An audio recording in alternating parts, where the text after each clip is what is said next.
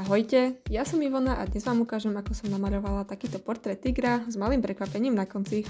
Začínam skicou a neviem, prečo som si myslela, že to zvládnem bez problémov urobiť rovno farbami. No veľmi skoro som prehodnotila moje rozhodnutie a radšej som si to naskicovala ceruskou.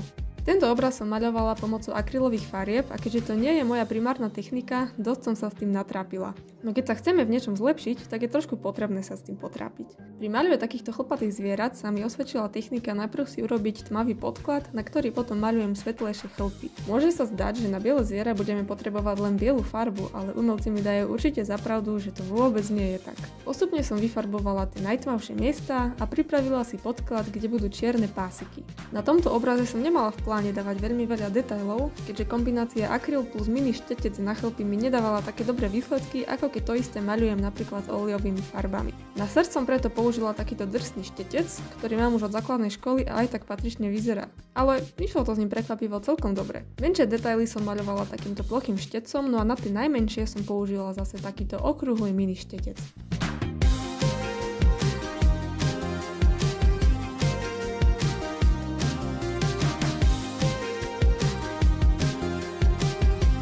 Maľovanie fúzov a celkovo dlhých chlpov je moja nočná mora, pretože máte na to len jeden pokus, lebo to maľujete až úplne na konci. Ak ich namaľujete krivo, tak sa to dá opraviť len tak, že ich premaľujete a všetko, čo bolo pod nimi, musíte namaľovať znova.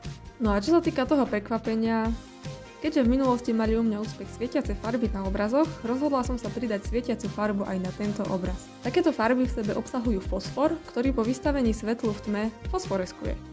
Najlepší efekt to má pod UV svetlom, ktoré používam pri maľovaní, aby som lepšie videla, kde farbu nanášam, no dá sa to nabiť aj bežným svetlom, len to trvá dlhšie.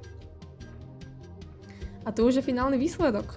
Keď hasnem svetlo a kamera sa prispôsobí tme, môžete vidieť, ako tigrovi svietia oči.